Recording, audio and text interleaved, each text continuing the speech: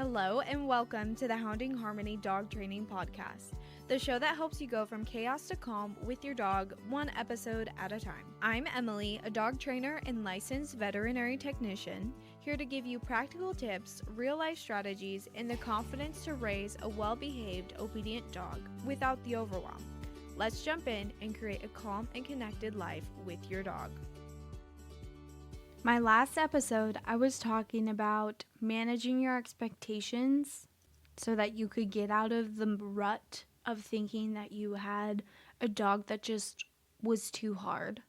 In this episode, I'm talking to you about how our dogs are so much more capable than we give them credit for if we're just willing to unlock it. We often think of dogs as simply pets, as our little couch potatoes, but they are capable of incredible things when they are given the right structure, purpose, and training. So today, I want to talk to you about how much potential lives inside every dog and how you can start to tap into it.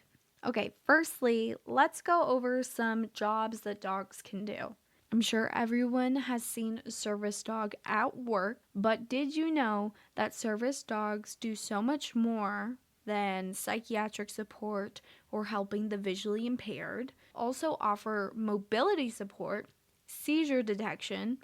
We have an episode at the end of this month with a service dog trainer. We go over how many ways service dogs can actually help people.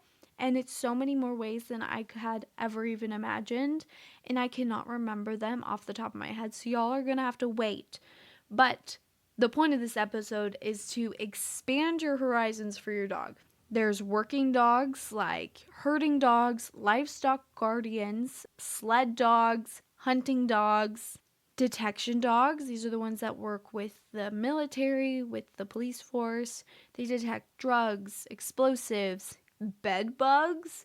They can even medically help with diagnosis like cancer and COVID. That's wild.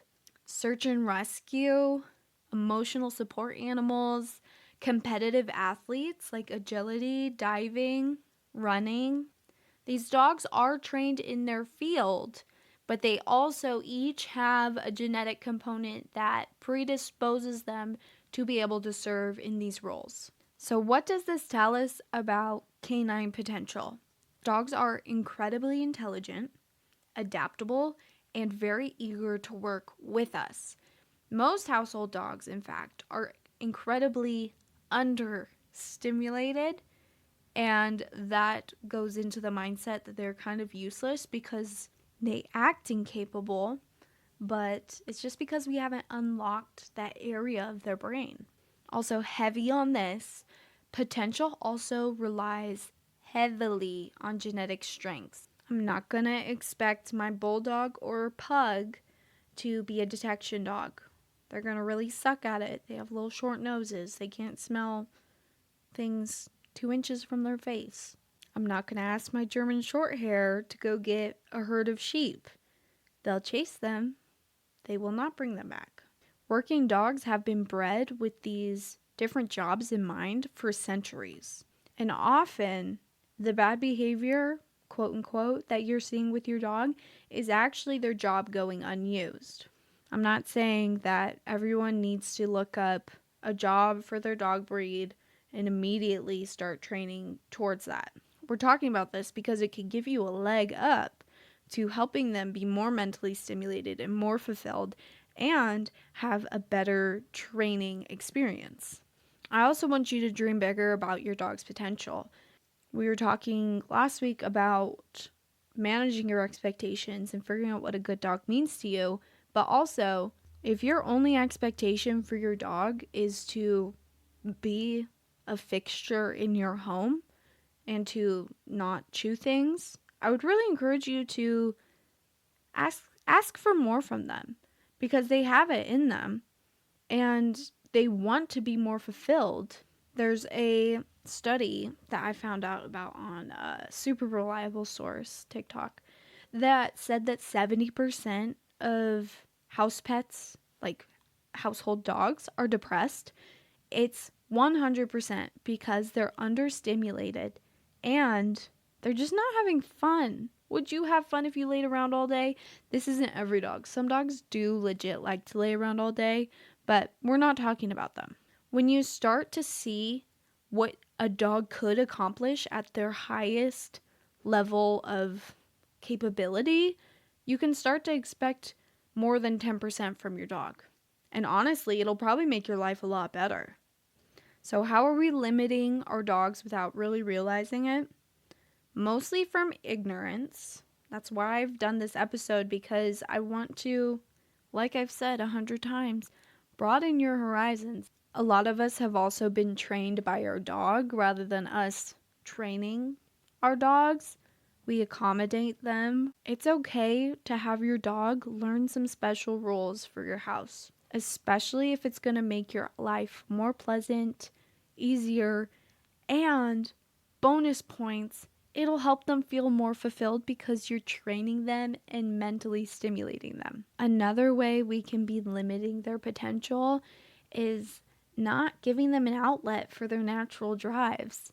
This is going to turn them into little terrors, or in a lot of cases, not so little terrors.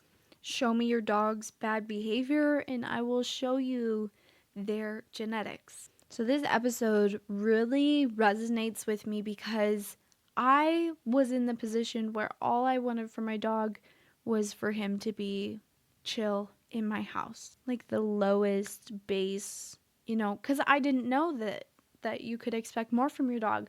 Then I got exposed to, surprise, surprise, stock dogs, and I saw what dogs were capable of.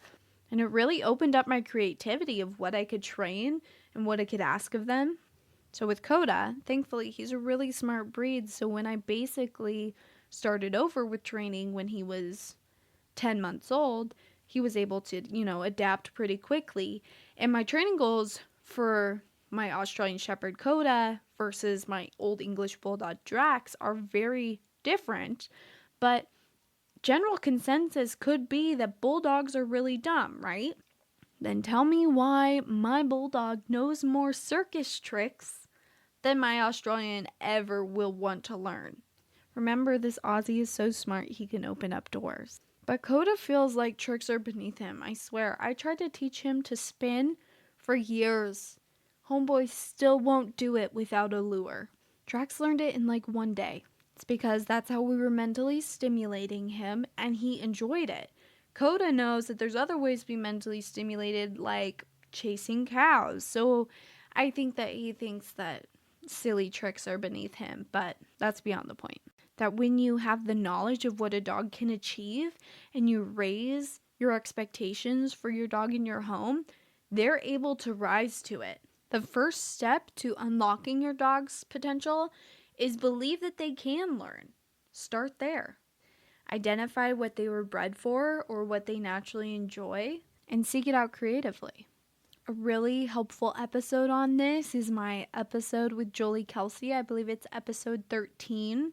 She talks about how she was enriching her border collie's life in a tiny apartment in the middle of a city. She talked about using mark and reward to teach them tasks that maybe she wouldn't even come back to them, but it would get their brain working. Playing hide and seek either with them or with a toy or with food.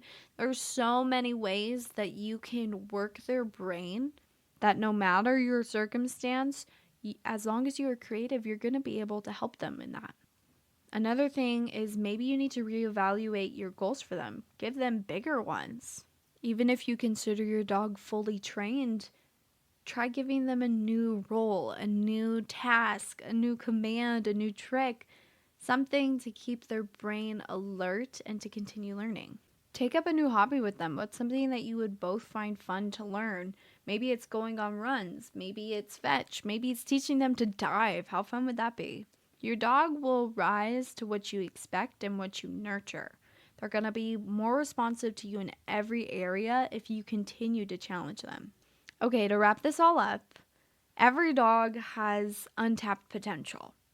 You don't need a fancy program. You don't need all of the tools. You just need to be curious, consistent and creative.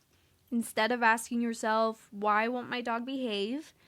Ask them, what instinct is possibly driving this, and how can I redirect that energy? So I hope you found this episode inspirational and not mainly correctional, because I really do think so much opens up when you see the possibilities. So if you start something new with your dog this week, please share it with me. I would love to hear about it. You can leave it in a review, in a comment on Spotify. You can message me on social media. Podcasting is so one way. I would love to hear more from the audience, and that makes it sound selfish, but sometimes it's just me talking in an empty room, thinking of you guys, hoping you're listening. Thank you so much for tuning into Hounding Harmony Dog Training. If you found this episode helpful, it would mean the world to me if you'd follow the show and leave a quick review. This helps other dog owners find the support that they need too.